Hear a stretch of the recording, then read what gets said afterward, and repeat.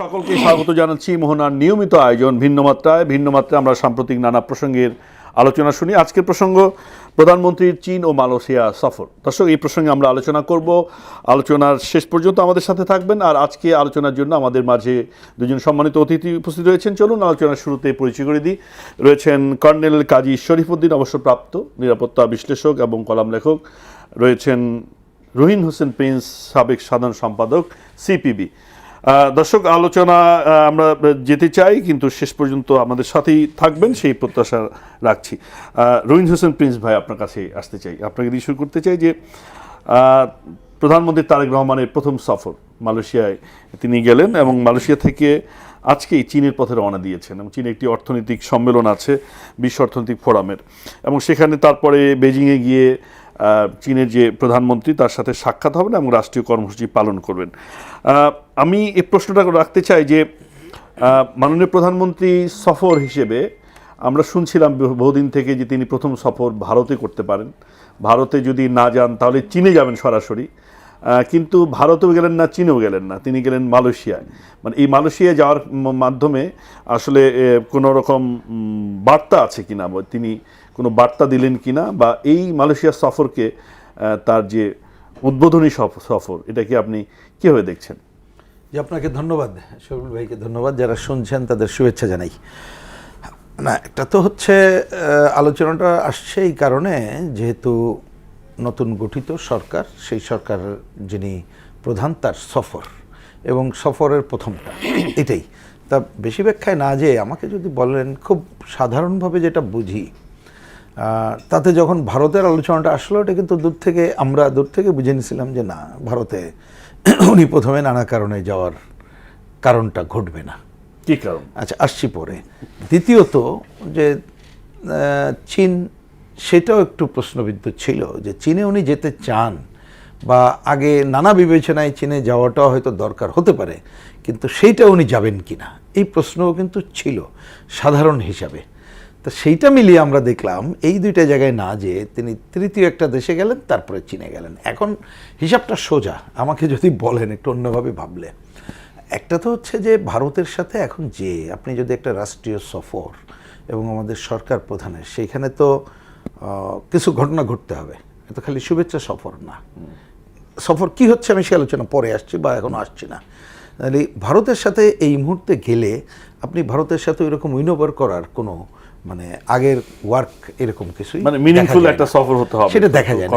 এক নম্বর। দুই নম্বর হচ্ছে বাংলাদেশ, তার রাজনীতি, মনস্তত্ত্ব, সংসদে বিরোধী দল, অন্যরা, সেইখানে উনি ভারত যাওয়ার মধ্য দিয়ে এমনি বিএনপিকে অভিযুক্ত করা হচ্ছে নানা কারণে, ওইটা আর একটা তাদের বিবেচনা হয়তো নেগেটিভ সিগন্যাল যাবে। এই জন্য নানা বিবেচনায় এইসব কারণে উনি যাবেন না। এটা আমরা যাবেন না মানে যাওয়াটা এই মুহূর্তে সম্ভব না বলেই বুঝে নিয়েছিলাম আমিও, এইটুকুই।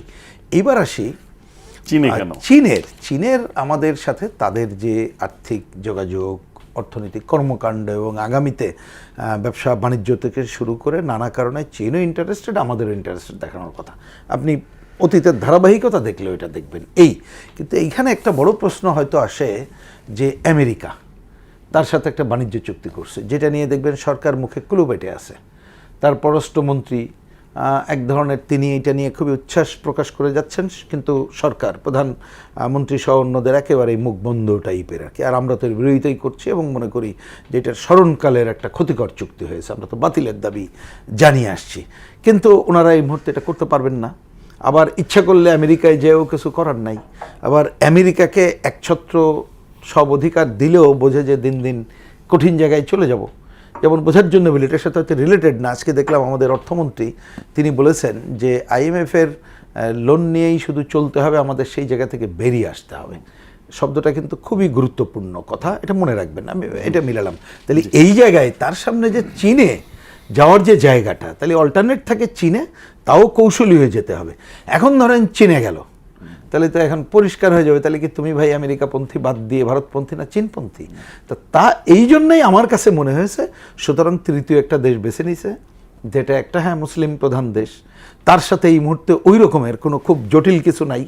বরঞ্চ মানুষের প্রত্যাশা যে আমাদের শ্রমবাজার অন্যান্য বিষয় হোক, কিছু না হোক কিছু কথাবার্তা বলে আসেন, ওইটা নিয়ে দেখবেন দেশে না ফিরে উনি চলে গেছেন। আমার বিবেচনায় ওরা বাংলাদেশের পররাষ্ট্র নীতিতেও হয়তো ওনারা এই কথাটাই বলবেন বলে আমি ধারণা করি, যে আমরা তো একটু নিউট্রাল পজিশন, মানে একটা ভারসাম্য রক্ষা সেই জায়গাটাই করছি। করেছেন। এবং যতটুকু আজকে দেখলাম এক অর্থে মালয়েশিয়া সফরটা এক ধরনের শুভেচ্ছা সফরই তো হয়েছে বলে এখন পর্যন্ত যা খবর। আমি বাসসের যে নিউজ দেখলাম তাতে যে সম্ভবত 9টা পয়েন্ট তারা উল্লেখ করেছে, তাতে দেখবেন আলোচনা হয়েছে। প্রিন্স ভাই আসবো, আরো কতগুলো জটিল প্রশ্ন আছে, গুরুত্বপূর্ণ প্রশ্ন আছে, সেটি নিয়ে আলোচনা করব। কর্নেল কাজী শরীফউদ্দিন ভাই, আপনার কাছে আসতে চাই যে আপনি কিভাবে দেখছেন, মানে আপনি কি একমত প্রিন্স ভাইয়ের বক্তব্যের সাথে, নাকি যোগ করতে চান যে আসলে এক ধরনের ভারসাম্যপূর্ণ এক ধরনের অবস্থান দেখানোর প্রয়োজনেই তৃতীয় দেশ মালয়েশিয়াকে বেছে নেওয়া হলো? ধন্যবাদ আমার বিজ্ঞ সহ আলোচক এবং উপস্থাপক। আজকে ভেরি ইম্পর্ট্যান্ট কোশ্চেন করেছেন। আমাদের দেশের নতুন প্রধানমন্ত্রী, যিনি 17ই ফেব্রুয়ারিতে শপথ নিয়েছেন, রাষ্ট্রপ্রধান হিসাবে দেশের বাইরে প্রথম উনি সফর করেছেন। এই সফরটা আমাদের জন্য, দেশের জন্য, রাষ্ট্রের জন্য রাজনৈতিক, অর্থনৈতিক এবং ভূ রাজনৈতিক পয়েন্টে অত্যন্ত ইম্পর্ট্যান্ট। বিজ্ঞ রাজনীতিবিদ প্রিন্স ভাই যেটা বললেন যে আমরা আমাদের তন্ত্রে আছি, আমরা ভারততন্ত্রে না, চায়নাতন্ত্রে না, আমেরিকা তন্ত্রে না। আমি ওনার সাথে এই দৃষ্টিকোণ থেকে একমত। তবে কৌশলী ভূ রাজনীতির দৃষ্টিকোণ থেকে আমাদের বিচক্ষণ ডিপ্লোম্যাট হিসাবে কাজ করতে হবে। যেমন মালয়েশিয়াতে গিয়েছে, রিগার্ডিং দিস অ্যাসপেক্ট এই মুহূর্তে আমাদের প্রায় 12 লক্ষ শ্রমিক ওখানে আছে। আমাদের 1153 জন ওই দেশে জেল কাটছে।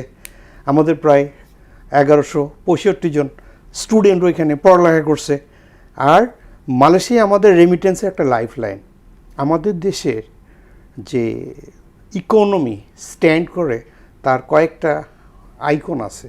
তার মোস্ট ইম্পর্ট্যান্ট আইকন হচ্ছে ফরেন কারেন্সি, যেটা আমাদের আসে এই ওয়ার্কের পার্টি দিয়ে আসে রেমিটেন্স যোদ্ধাদের মাধ্যমে। এই রেমিটেন্স যোদ্ধারা যারা বিপদে পড়েছে, যাদের কাজটা আরও সুগত হয়, সেই দৃষ্টিকোণ থেকে উনি যে মালয়েশিয়া প্রথম গিয়েছেন সাধুবাদ জানায়। আমাদের বাণিজ্য, বিনিয়োগ, জনশক্তি রপ্তানির উপর উনি অনেক ইম্পর্টেন্স দিয়েছেন। ওখানে মাত্র 18 ঘন্টা ছিলেন, কিন্তু 18 ঘন্টার ভিতরে ওনাকে রাষ্ট্রীয় অতিথি ভবনে নিয়ে যাওয়া হয়েছে। ওনাকে দুপুরে লাঞ্চে এই আনোয়ার ইব্রাহিমের পক্ষ থেকে দেওয়া হয়েছে। আবার ওখান থেকে উনি চীনের পথে গেছে, যেখানে গিয়ে উনি একটা সম্মেলনে অ্যাটেন্ড করবেন। তারপর গিয়ে চীনের প্রধানমন্ত্রীর সঙ্গে গিয়েছেন। জিনিসটা কিন্তু একটার পর একটা স্তরে স্তরে সাজানো। এটা আলোচনা, সমালোচনা এবং বিজ্ঞ পর্যালোচনার ব্যাপার আছে। এই মুহূর্তে বিশ্ব কিন্তু ভূ রাজনৈতিক দিক দিয়ে টালমেটাল। ভারতের পশ্চিমবঙ্গের এক্স মুখ্যমন্ত্রী আজকে তাকে অপসারণ করে নতুন একজন বসিয়েছেন। যারা যখন সমগ্র বিশ্বে ব্রিটিশের পতাকা কখনো অস্ত নিভে যেত না, সেখানে প্রধানমন্ত্রী কেয়ার স্টারমার যিনি পদত্যাগ করেছেন, শুধু পদত্যাগই করেন নাই, এই ব্রিটিশে মাত্র 2016 থেকে 10 বছরে 6 জন প্রধানমন্ত্রীর ওখানে আসলে ওই যে প্লেয়ার টিমের যে কোচের মতো করে আসলে সবই ঠিক আছে। আমাদের তো এটা তো আমাদের মূল্যায়নে নিতে হবে। নতুন প্রেসিডেন্ট যে প্রধানমন্ত্রী যেহেতু গিয়েছেন, এই ভূ রাজনৈতিক দিয়ে এই প্রত্যেকটা পয়েন্টই আমাদের জন্য ইম্পর্টেন্ট। জি, আপনি কিন্তু যেটি বলছিলেন যে এটা একটি শুভেচ্ছা সফর, মানে আমাদের প্রিন্স ভাই যেটি বললেন মালয়েশিয়া এটা বলছে, দেখেই মনে হয়েছে। চীনের প্রসঙ্গে আসবো একটু। প্রিন্স ভাই, আপনার কাছে আসতে চাই যে মালয়েশিয়ার সাথে তো আমাদের একটা অর্থনৈতিক সম্পর্ক আছে, আমাদের শ্রমশক্তি সেখানে রপ্তানি করি এবং বিশাল একটা অংশ সেখানে আছে। কিন্তু বিগত কয়েক বছর থেকে সেখানে শ্রমশক্তি রপ্তানির ক্ষেত্রে নানা রকম প্রতিবন্ধকতা তৈরি হয়েছে। এখন বোধহয় মালয়েশিয়া আমাদের শ্রমশক্তি রপ্তানি করতে পারি না নানা রকম ঘাত প্রতিঘাতের কারণে। তো সেই জায়গাটাতে আলোচনা হয়েছে, মানে আপনি কি মনে করেন যে সেখানে আনোয়ার ইব্রাহিমের পক্ষ থেকে বলা হয়েছে যে শ্রমিকদের শোষণ করা হয়, তাদের নিরাপত্তা নাই, বা একভাবে এই সংকটটা কিন্তু আমাদের তৈরি করার সংকট এমনই বোঝানো হয়েছে, আমরা যতটা ফলো করছিলাম। তো এই সংকট সমাধানের ক্ষেত্রে কতটা এই একটা সফরই কতটা কার্যকর ভূমিকা পালন করবে বলে আপনি মনে করেন? কি ফল না, আসতে পারে? একটা তো আমি বললাম যে যতটুকু দেখলাম যে কতগুলো আলোচনা তো ফলপ্রসূ হয়েছে, এটা জেনারেল শব্দ। আপনি যে কোনো জায়গায় গেলেই সবাই মনে করে ফলপ্রসূ, কিন্তু এখানে আপনি বিজ্ঞান প্রযুক্তির আলোচনা, এই যে যাওয়া আসার বিষয়, অন্যান্য বিষয়, মুক্ত বাণিজ্য বিশেষভাবে আলোচনা। এটাই, এবং এইখানে আসিয়ান দেশগুলোর এইগুলো অনেকগুলো পয়েন্ট এখানে জ্বালানি খাতে বিনিয়োগের কথা, বিনিয়োগের এগুলো হয়েছে, সেটা বোঝাও যায় যে টিম যে গেছেন সেই টিমে যারা যারা আছেন এই দায়িত্বপ্রাপ্তরা, সেটাই আমার বিবেচনায় কিছুটা হইলেও তেল গ্যাস অনুসন্ধানের জন্য দাবি আমি মনে করি যে কিছুটা হইলেও বাদ ভাঙবে বলতে আমার প্রত্যাশার কথাটা, প্রত্যাশা অনেক, কিন্তু আমার ধারণা প্রত্যাশা তো আরও বেশি। কারণ এই যে ভাই যেটা বললেন খুবই কারেক্টলি অ্যাড্রেস করেছেন যে আমাদের দেশের শ্রমবাজার তো একটা ফ্যাক্টর, এবং যদিও আপনি বললেন বলে এটা বলি, শ্রমবাজার মানে খালি ওইখানে গেল ওইটা না, ওটা আমাদের আগে রেসপন্সিবিলিটি আছে। ওই যে বললেন বিহেভিয়ার প্যাটার্ন থেকে শুরু করে তাদেরকে দক্ষ করে পাঠানো, এবং যাতে অন্য পথে যে তারা মৃত্যু পথযাত্রী না হয়, জেলে যাতে না থাকতে হয়, মানে পরিস্থিতিটা ওই রকম একটা জায়গায় যাওয়া দরকার। এবং আমাদের অনেকে রিক্রুট এজেন্সির নামে যেটা করে যে 2 নম্বরই করে, ওইটাকে বাতিল করে দিয়ে আগে যেটা G2 যে কথাটা অনেক আগেই তো তাদের সাথে হচ্ছিল, সেই জায়গাটা কতটুকু হবে আমার বিবেচনাটা নির্ভর করছে। ধরুন এই সফরটা যেটা হলো সেইটাকে আমি রাস্তাটা হাঁটার পথটাই করে দেওয়া হলো, এর পরবর্তী সময়ে ডিপ্লোম্যাটিক্যালি এই জায়গাগুলো কিভাবে আগাইতে পারবো তার উপরে নির্ভর করে। ধরুন আরন ইব্রাহিম সাহেবের যে কথাটা বললেন আরও সুনির্দিষ্ট করে, তাহলে বুঝতে হবে উনি কী বলেছেন। তাহলে আমাদের সেই জায়গায় যদি আমরা প্রমাণ করতে পারি যে না, এগুলো যদি আমাদের অতীতের ত্রুটি থাকে, কোনোটা হাইড করার দরকার নেই, আমরা এগুলো রিকভার করছি, এবং আমাদের ওইখানে যে কেউ বেআইনিভাবে যাবে না। সন্ত্রাসবাদ বিষয়ে কিন্তু আলোচনা হয়েছে যে দুই দেশের মধ্যে সন্ত্রাসবাদ মোকাবেলা করার জন্য। এটা বলতে আসলে কি মিন করছেন? যে বিভিন্ন সময় আমরা দেখেছি যে মালয়েশিয়া থেকে ওখানে সন্ত্রাসবাদের কারণে গ্রেপ্তার হয়ে দেশে পাঠানো হয়েছে, জঙ্গিবাদের সাথে যুক্ত হয়েছে, এটুকু মিন করছেন নাকি আরো? আসলে এটা হয়তো আমি সুনির্দিষ্ট, যেহেতু পুরোটা এখনো জানিনি, পুরোটা বলা যথাযথ হয় না, আরও বিস্তারিত বলা যাবে, কিন্তু আমি জেনারেল ফর্মুলা বলতে পারি। জেনারেল জানা আগে দেখবেন যে আজকের এই যে দুনিয়াতে আমরা যে সারা দেশে যে ভূরাজনৈতিক কথা বারবার আসতেছে, তাতে করে প্রত্যেকটা দেশ শেষ বেলায় কিন্তু বুঝছে যে যেটাকে আপনি একটু উগ্রবাদের কথা বলেন, সন্ত্রাসবাদ তো খালি জেনারেল সন্ত্রাস না, একটা উগ্র মতাদর্শ ভিত্তিক। এই মতাদর্শ কিন্তু বিভিন্ন ধরনের, শুধু একটা বা এক ধর্ম দিয়ে হয় না। তাদের ভূমিকাটা ওই দেশকে অস্থিতিশীলতা করে, যার জন্য আজকে দেখবেন যে ন্যূনতম গণতন্ত্র চায় বা ন্যূনতম স্থিতিশীলতা চায়, তারা কিন্তু তাদের স্বার্থেই চাইবে যে কেউ যাতে যে উগ্র জায়গাটা না করে। এবং এটা আমরা জানি মালয়েশিয়াতেও নানা ধরনের মানে এই ধরনের উগ্র, আমি বলবো যে উগ্র গ্রুপই আমি বলি, শুধু সন্ত্রাসী বললেই ভুল হবে। সন্ত্রাস তো ওটা একটা ছোট ন্যারো জায়গা থেকে হয়, মানে এটা একটা বিশেষ মতাদর্শের পরে যে এমন উগ্রতা করে যা এটা একটা বিশেষ ভূমিকা রাখার ক্ষেত্রে তারা ভূমিকা রাখে এবং একটা দেশকে অস্থিতিশীলতার ক্ষেত্রে কাজ করে।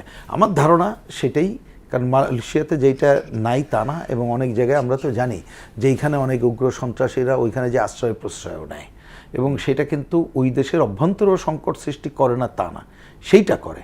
আমার ধারণা যে এটা একটা জেনারেল ফর্মুলা যে আমরা কেউ এ ধরনের সন্ত্রাসবাদ, তাদের ভাষায় যদি বলি, প্রশ্রয় দেব না, সেই আলোচনাটা হচ্ছে, এবং এটা হওয়াটাই যথাযথ আমি মনে করি।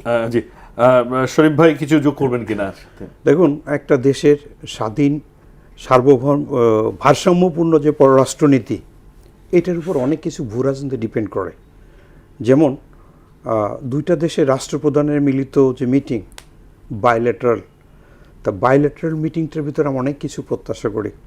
এখানে কিছু MOU হবে, যেটাকে মেমোরেন্ডাম অফ আন্ডারস্ট্যান্ডিং, এটা হচ্ছে FTA, যেটা ফ্রি ট্রেড এগ্রিমেন্টস হবে, আর একটা হবে EON, মানে এক্সচেঞ্জ অফ নোটস, যেটা অনেকগুলো হয়েছে, বিস্তারিত আমরা যাচ্ছি না। যদি দুইটা দেশের মাঝে সুসম্পর্ক বজায় রাখে, এই সুসম্পর্কের জন্য এই বাইলেটারাল ইস্যুটা very important.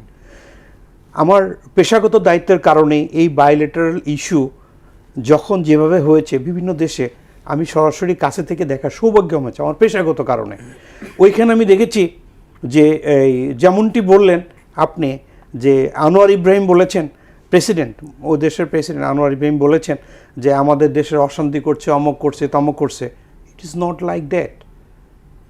There is a weak terminology.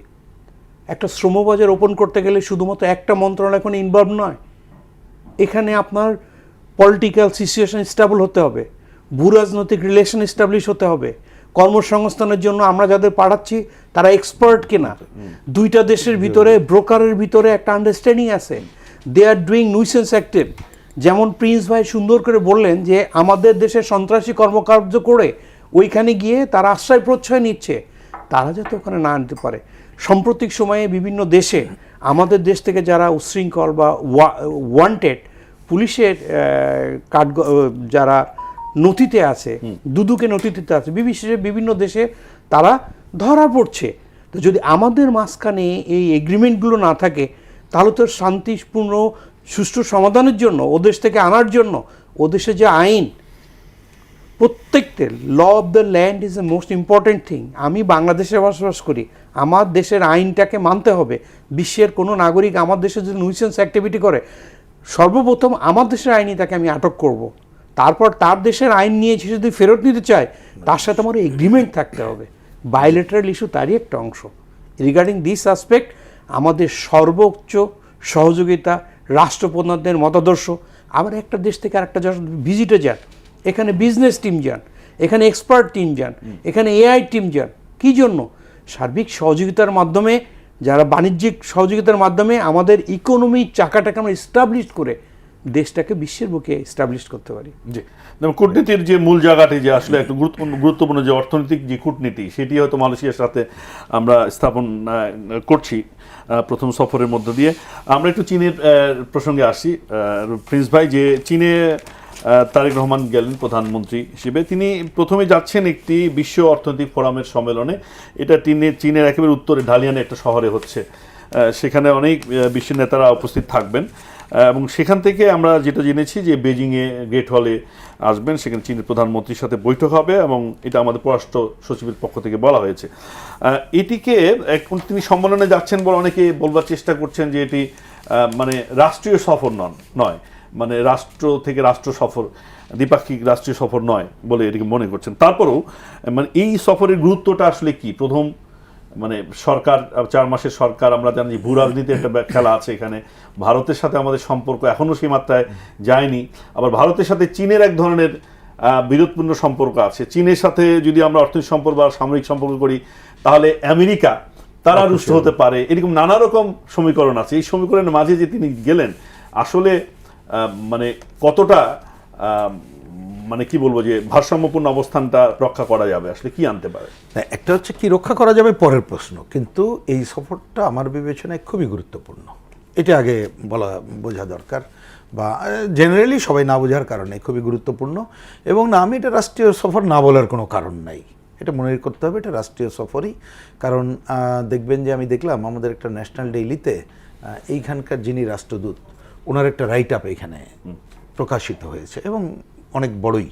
তাতে উনিও পরস্পর এই সহযোগিতা এই জায়গাগুলো আশা করেছেন। রাষ্ট্রদূত 2 দিন আগে বাংলাদেশে এসেছিলেন, তিনি দেখা করেছেন, চীনের রাষ্ট্রদূতের কথা বলছেন। হ্যাঁ, আমি এইখানে যিনি আছেন, বাংলাদেশে যিনি আছেন, ওনার একটা রাইট আপ মানে লেখা, যে সফরকে ধরে এটা প্রকাশিত হয়েছে আমাদের একটা প্রধান সারির দৈনিকে। আমি তাতেও বোঝা যায় সেটা গুরুত্বপূর্ণ। এবং এটা দেখতে আপনি যদি বেশ কিছুদিন ধরেও প্রসঙ্গক্রমে বলি যে আমাদের এইবার এই 5ই আগস্ট 24-এর পর থেকে চীনের তারাও খুব গভীরভাবে এটা দেখছিল যে একটা ডেমোক্রেটিক সরকার আসলো, কারণ তাদের সাথে আমাদের যে হিউজ ব্যবসা বাণিজ্য অন্যান্য যে অনেকগুলো যে সম্পর্ক, এটাকে কিভাবে আগানো যাবে সেটা তারা দেখতে চায়। একই সাথে আমাদেরকেও দেখার ব্যাপার আছে। বরঞ্চ এইখানে কূটনীতির কথা যেটা বলা হলো, কৌশলী, এবং সেইটা কতটুকু বজায় রেখে আমরা করতে পারবো, সেইটা একটা গুরুত্বপূর্ণ বিষয় বলে মনে করি। আমি সেটা বলার আগে একটু বলি, যেটা বললেন যে একটা বাণিজ্য সম্মেলনের কথা, ঠিক আছে, এটা মনে হচ্ছিল আমার এইখানে বসে একটা মনে হওয়ার কথাটা একটা বলি। কারণ আমি চীনে 2018 সালে গিয়েছিলাম ওদের রাষ্ট্রীয় আমন্ত্রণেই, আমাদের সাথে ওদের কমিউনিস্ট পার্টির আমন্ত্রণে, এবং পৃথিবীর অনেক দেশে গিয়েছিল। কিন্তু প্রথমে কিন্তু আমরাই দেখলাম যে সম্মেলনটা তারা করলো সেইটা এক ধরনের বিজনেস সম্মেলনই, বুঝছেন। এবং সেইখানে সেরা 6 জন ইয়াং ব্যবসায়ী তাদেরকে সামনে রেখে এইটা করলো, এমনকি কার্ল মার্কসের জন্মজয়ন্তীর প্রোগ্রামের সাথে এটা মিলিয়ে এই আইডিয়াটা করলো। তারপরে আমরা বেইজিংয়ে আসলাম, সেইখানে ওদের একেবারে হাই অফিসিয়াল, মানে কমিউনিস্ট পার্টির হাই অফিসিয়ালদের কথা বলছি, তাদের সাথে বৈঠক, আন্তর্জাতিকভাবে ওটাকে আরও অনেক বৈঠক করেছি। মানে এইটা ওদের এখন ওরা ইকোনমিক গ্রোথটা তার জন্য বিজনেস একটা ব্যাপার, সেইটাকে ধরে আগায়। এবং আপনিও দেখেন এই পাল্টে আলোচনায় বলেছেন যে এখন কিন্তু একটা অন্যতম বিষয় হচ্ছে অর্থনৈতিক কূটনীতি। তাহলে সেইটাই কিন্তু আলটিমেটলি লক্ষ্য চীনের সাথে থাকবে। এইখানে আরেকটা জায়গায় থাকবে, খালি একটু বলে এই পাল্টে করি, যে এইখানে যে আমেরিকান যে ভূ রাজনৈতিক ডমিনেশন এইখানে করছে, সেই ক্ষেত্রে বাংলাদেশ যাতে অন্তত পক্ষে আমার ধারণা তারা চেষ্টা করবে যে তুমি একটা ভারসাম্যপূর্ণ পরিবেশ রক্ষা করো। ওই যে তার রোড এন্ড মানে আমেরিকার একক হেজিমনি থেকে বের হয়ে এসে এই জন্য একদম চীনের সাথে বাংলাদেশের সাথে তার সম্পর্কটা সে আরো বেশি পজিটিভ জায়গা থেকে করার চেষ্টা প্রিন্স ভাই, কিন্তু এই প্রশ্নটি তুলছেন অনেকে, বলছেন, আমি শুনছিলাম আলোচনায় যে আমেরিকার সাথে বাংলাদেশ যে বাণিজ্য চুক্তি করেছে, বাণিজ্য চুক্তির যে ধারা উপধারাগুলো আছে, তাতে করে এখানে চীনের সাথে আসলে বাংলাদেশের বাণিজ্য করার কোনো সুযোগ নাই। মানে আমেরিকার বাণিজ্য চুক্তিকে পাশ কাটিয়ে, মানে আমি যে পণ্যটা আমেরিকা থেকে আনবো সেটা যে চীন থেকে নিয়ে আসতে পারবো, মানে এমন ওখানে তো বিধানও আছে যে তাদের অনুমতি ছাড়া চীন থেকে আমরা বাণিজ্য করতে পারবো না ওই সমস্ত ক্ষেত্রে। তো সেটাই আসলে আপনি যেটা বলছেন যে আমরা অর্থনৈতিক কূটনীতির দিকে যাচ্ছি, কিন্তু একটা বাধা আছে কিনা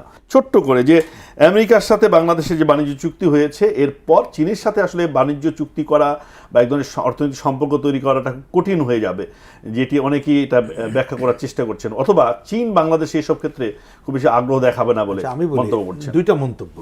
প্রথম কথা, আমেরিকার সাথে যে চুক্তিটা যতটুকু প্রকাশিত হয়েছে, অপ্রকাশিত অনেক কিছু আছে, তাতে করে পৃথিবীর যে কোনো দেশের সাথে তাদের স্বার্থ রক্ষা না করে অনুমতি ছাড়া বাণিজ্য করাটা কঠিন, এটা ঠিক। কিন্তু আমি একটু অন্যভাবে ভাবার পক্ষে।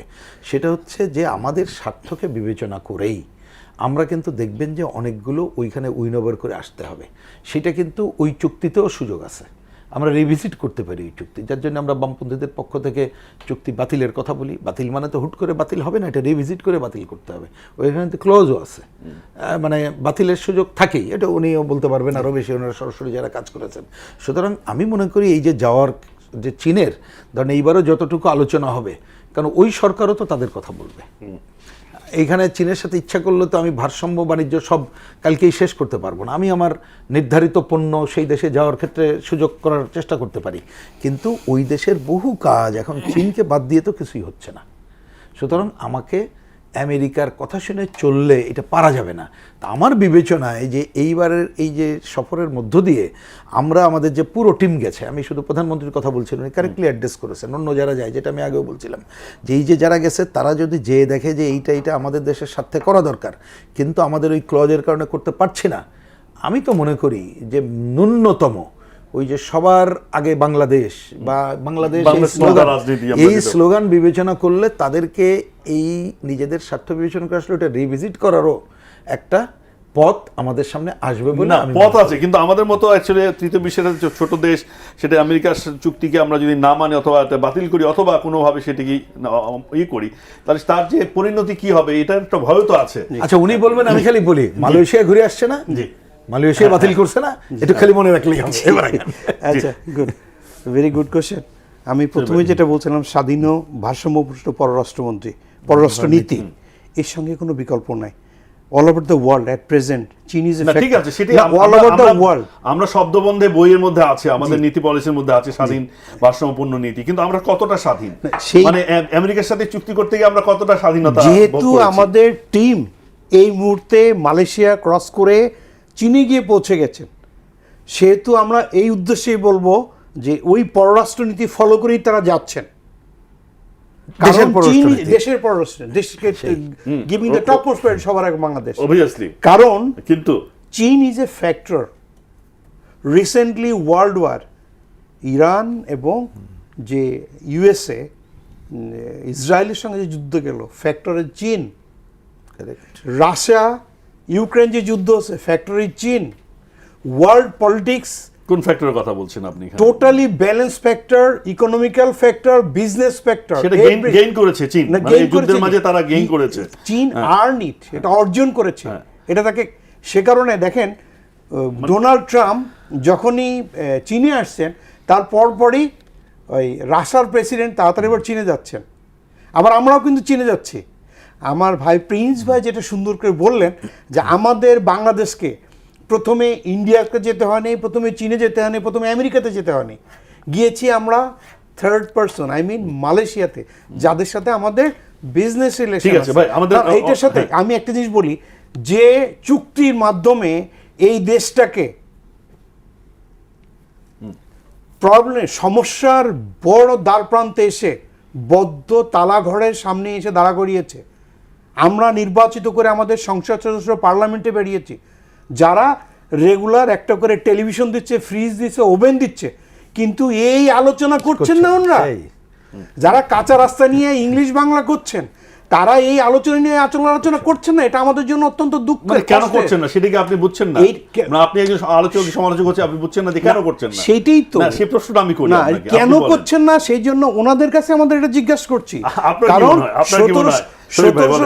1757 সালে আমাদের বাঙালির কিছু বেঈমানির জন্য আমাদের 200 বছর গোলামি খাটা লাগছে। আর এখানে মাত্র 3 দিন পরে আমাদের পার্লামেন্ট ইলেকশন, 12 তারিখ ইলেকশন হয়েছে, 9 তারিখে চুক্তি। এই 3টা দিন সহ্য করতে পারলাম না। আবার একজন পররাষ্ট্রমন্ত্রী যারা এখানে নিযুক্ত হয়েছেন, আমরা এই যারা এখন গভর্নমেন্ট রান করছেন তারাই ওনার বিরুদ্ধে মিছিল দিলেন, কিন্তু তারা আবার তাকে পররাষ্ট্রমন্ত্রী করলেন। তার একটা ইসলামী দৃষ্টিকোণ থেকে একটা জিনিস আছে। ভাই, আপনি কিন্তু নিজেও বলছেন যে বাংলাদেশ পন্থার রাজনীতি বা কূটনীতি, আমাদের স্বাধীন কূটনীতি, সে কথা আমরা চাই, সেটা আপনি বললেন।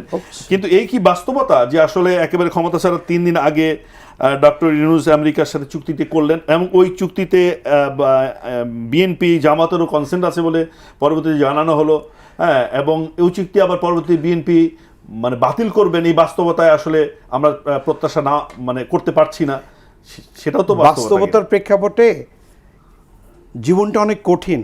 আমরা we talk much does nothing, আমরা বলি জানি না, আমরা বলি জানি, তার কোনো লজিক বা প্রমাণ কিন্তু জাতির সামনে উপস্থাপন করা হয় নাই। না, আপনি তো প্রত্যাশা করছেন যে সংসদে এটা নিয়ে আলোচনা হোক, অবশ্যই হোক, কিন্তু তার মানে রাজনৈতিক পরিণতি কি হবে? কেন করছেন আমরা? পরিণতি কি হবে? পরিণতি পজিটিভ এবং নেগেটিভ দুটোই আছে। জি, আসবো এই আলোচনাগুলো। আমি আলোচনা হচ্ছে বলে প্রশ্নগুলো করছি। প্রিন্স ভাই, আমরা চীনের সাথে আমরা দেখেছি যে তিস্তা অর্থাৎ যে প্রকল্প বাস্তবায়ন নিয়ে চীনের সাথে বহুদিন থেকে আলোচনা হয়েছে, বিগত আওয়ামী লীগ সরকারের সময় আলোচনা হয়েছে। আমরা দেখলাম যে এক সময় আওয়ামী লীগের পক্ষ থেকে বলা হলো যে চীন তিস্তা প্রকল্প বাস্তবায়ন করবে, তারা ফিজিবিলিটি রিপোর্ট নিজের টাকায় করলো, কিন্তু ওইটাই আওয়ামী লীগের জন্য কাল হয়ে গিয়েছিল, বলা হয় যে ভারত রুষ্ট হয়েছে।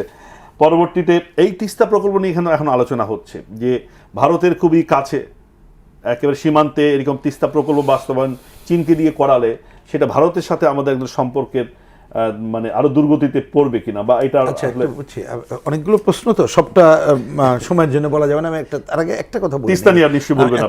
তিস্তা নিয়ে বলবো, তার 1 সেকেন্ডেই খালি বলি, ভাই যেটা বলছেন বা আপনি যেটা বলছেন, আমরা কেন এটা ভাববো? আমি যেটা আগে বলার চেষ্টা করেছি যে আমাদের যে টিম গেছে, প্রধানমন্ত্রী গেছেন, ওইখানে যে যদি দেখে যে আমরা চীনের সাথে বা মালয়েশিয়ার সাথে যে চুক্তি করতে চাই, সেই ক্ষেত্রে আমেরিকার চুক্তি বাধা, তাহলে এটা কোনো সমস্যাই না। মনে রাখেন, কারণ আমি বললাম মালয়েশিয়া গেছে, মালয়েশিয়া কিন্তু বাতিল করছে, আমরা রিভিজিট করতে বলছি। কারণ দেশের স্বার্থে যদি আমার অন্য দেশগুলোকে পক্ষে রাখতে আমরা পারি, তখন আমেরিকা অনেক ক্ষেত্রে পেছাবে। শুনে রাখেন, আমেরিকা বাদ দিতে পারবে না বাংলাদেশে। ওইটুকু বললাম সময়ের জন্য।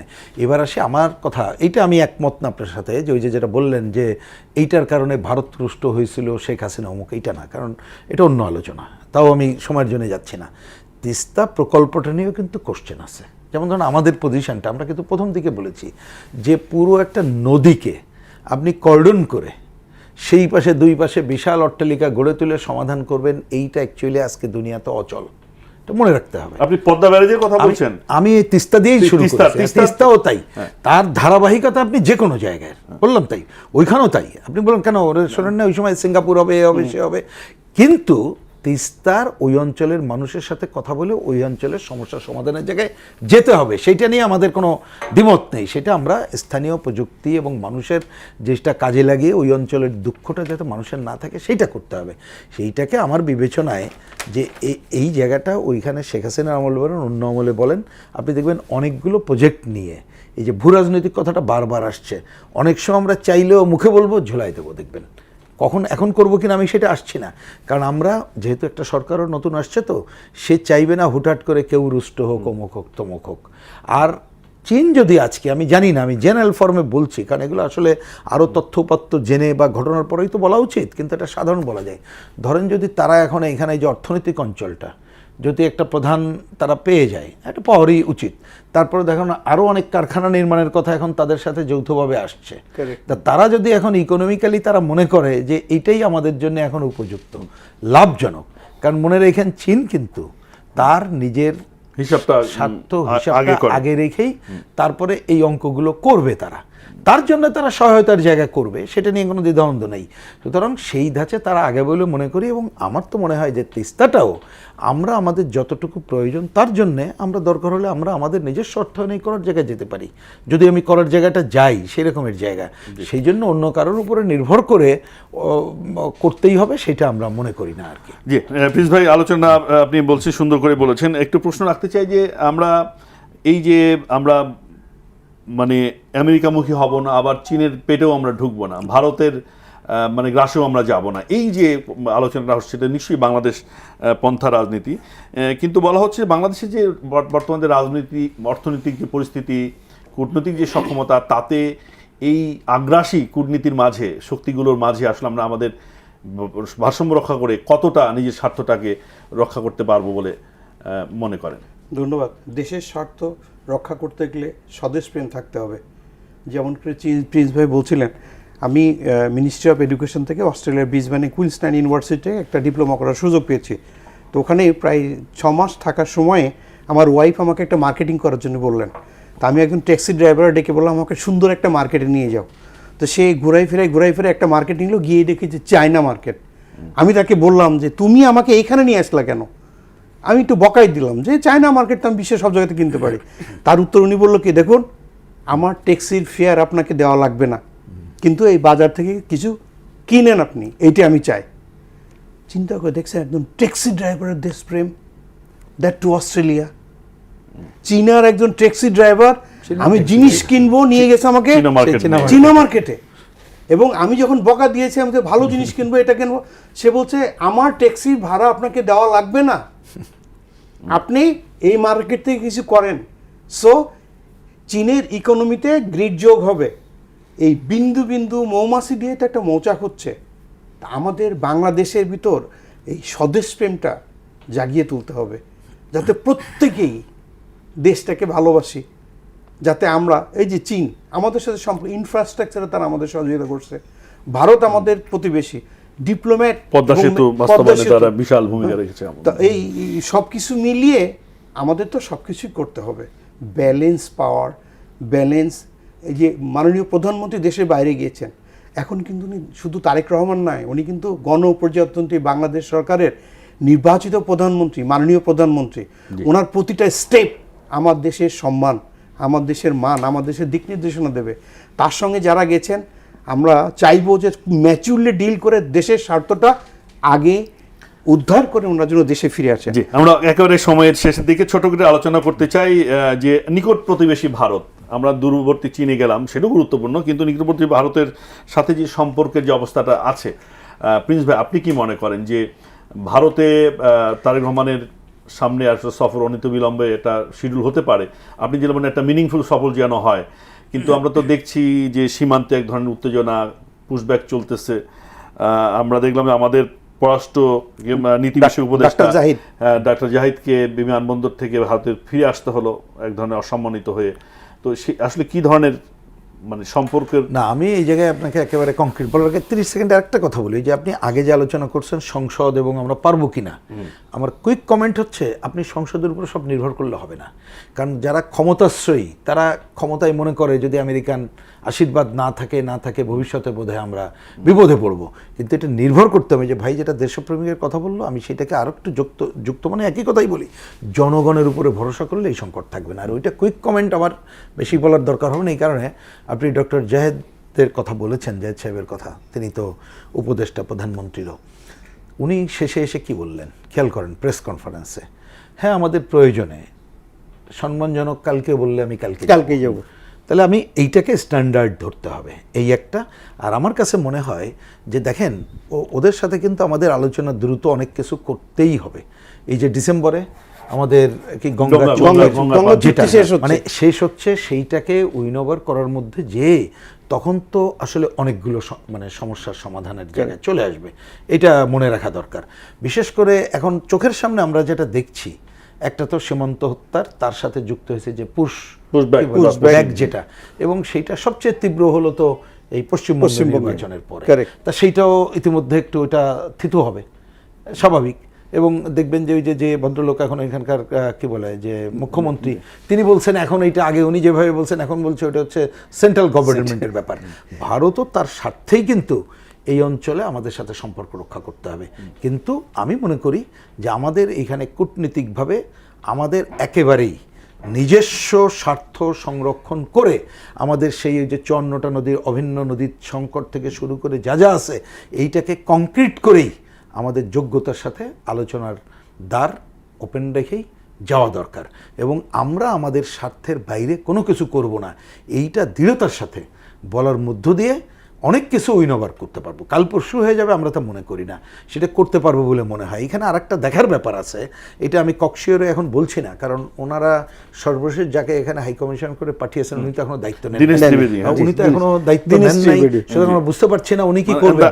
কিন্তু যেহেতু পলিটিক্যাল, তিনি যেহেতু পলিটিক্যাল, তারা পলিটিক্যাল উইনওভার করতে যদি চায়, আমার ধারণা, আমি যদির শব্দটা বলেছি, যদি চায় সেইটা আমাদেরকে কাজে লাগানো দরকার বলে আমি মনে করি। কিন্তু উনি তো বাংলাদেশের মাটিতে নেমে যে বক্তৃতা দিলেন, আমি খুব যে তাদের 140 কোটি, আমাদের 20 কোটি 160 কোটির জন্য যাওয়া হবে, এটা নিয়ে আবার একটা সমালোচনা, এটা নিয়ে সমালোচনা আছে, এটা নিয়ে কয়েকটা টক শো করেছি। এটা উনি এসে এমন একটা মন্তব্য করেছেন, উনি দেশটাকে জাজ করছেন, নিজেকে জাজ করছেন, পরিস্থিতিটাকে জাজ করছেন। ভালো বলছে এটা। সেটা কি আসলে ভালো ভালো মন্তব্য করেছেন নাকি আসলে ভালো মন্তব্য, অর্থপূর্ণ ভালো খারাপ ভিন্ন জিনিস। ওইটুকু করে সেকেন্ড স্টেপের জন্য যদি বলতেন যে পুরা সারকে আমরা এতগুলো দেশ, তৃতীয় যদি বলতেন যে আমরা এতগুলো বাঙালি এখানে আছে, সেটা আরো ভালো হতো। বাট প্রত্যেক শুরুর আগেই কোনো জিনিসকে আমরা নেগেটিভ নিলে আর প্রতিবেশীর সাথে সম্পর্ক খারাপ করে আমরা সামনে এগোতে পারবো না। আলোচনার টেবিলে আমাদের সব সমস্যার সমাধান করতে হবে। যেমন এই মুহূর্তে আমাদের মাননীয় প্রধানমন্ত্রী দেশের বাইরে আসছেন, তা উনি এই সফরের সাফল্য নির্ভর করবে যে টেবিল থেকে উনি কী নিয়ে ফিরছেন দেশের জন্য, এটার উপর কিন্তু ডিপেন্ড করবে। ঠিক এমনি করে দুদিন পরে আমাদের গঙ্গা চুক্তি রিনিউ করতে হবে, যে প্রতিবেশীর সাথে আমাদের কিন্তু মানে সর্বশেষ শেখ হাসিনা সফর, চীনের সফরটা কিন্তু কাল হয়েছিল। অনেকে বলছেন যে তিনি নির্ধারিত সময়ের আগে ফিরে আসতে বাধ্য হয়েছিলেন এবং তারপর এসে তার এক ধরনের পতন শুরু হয়েছিল। ওটা আরেকটা গল্প আছে, বিএনপি গভর্নমেন্ট যখন ক্ষমতা ছিলেন তখন চীনের যে তাইওয়ান, তাদের একটা রাষ্ট্রদূত দিয়েছিলেন, বা আমাদের দেশে এম্বাসি যখন ওপেন করতে দিল, চীন আমাদের প্রতি খেপে গেল, তখন কিন্তু বিএনপি ক্ষমতায় ছিল। তো এটা অনেক আছে, এইটা আলোচনা সমালোচনা থাকবে। তো এইবার যে উইনওভার করে আসছে বিএনপির টিম, না আমি সেটাই বলছি যে আসলে টেবিল থেকে কি নিয়ে আসতে পারলো, সেটাই হচ্ছে বড় কথা, যেটা বলছিলেন প্রিন্স ভাই। আলোচনার একটা শেষের দিকে আমরা ভারতের প্রসঙ্গ, বাংলাদেশ সম্পর্ক নিয়ে কথা বলছিলাম। বাংলাদেশ এবং ভারতের যে ঝুলে থাকা যে সংকটগুলো আছে, আমাদের পানির ন্যায্য ইচ্ছা, আপনি যেটা বললেন, সীমান্তে এক ধরনের উত্তেজনা তৈরি হচ্ছে। পশ্চিমবঙ্গে বিজেপির মতো একটা উগ্রবাদী, মানে কোট আনকোট, তারা ক্ষমতায় এসছে, ফলে সংকটটা সামনের দিনে আরো কি বাড়বে নাকি এটি মিনিমাইজ হবার আপনি সম্ভাবনা দেখছেন? নির্বাচিত সরকার এলে স্বাভাবিক সম্পর্ক হবে, কিন্তু কতটা স্বাভাবিক হতে যাচ্ছে? মানে সব কথা মানে অল্প সময় বললেও ভুল বোঝাবুঝি হয়, তবু একটু বলতে হচ্ছে। আমার ধারণা থেকে বলছি যে বিশেষ করে বোঝেন, ক্ষমতায় কারা আছে তার উপরে কিন্তু নির্ভর করে। ওইখানে একটা উগ্র শক্তি ক্ষমতায় আছে, ডমিনেট করছে কারা? বিজনেসম্যান। তারা তাদের নির্বাচনের স্বার্থে কিছু সময় জিয়ে রাখতে পারে সংকট, সেইখানে আমাদের খুব মনোযোগ দিয়ে ডিল করে উইনওভার করা, মানে ভোটের জন্য তারা এটা জিয়ে রাখার চেষ্টা করছে। যে অসংখ্য ধন্যবাদ রহিন হোসেন প্রিন্স এবং কর্নেল কাজী শরীফউদ্দিন, অবসরপ্রাপ্ত। আপনাদের দুজনকে ধন্যবাদ জানাচ্ছি। দর্শক যারা ছিলেন, শুনেছেন এবং শুনবেন, সকলকে আবারও ধন্যবাদ জানিয়ে শেষ করতে চাই। সকলকে ভালো শুভরাত্রি এবং ভালো থাকুন।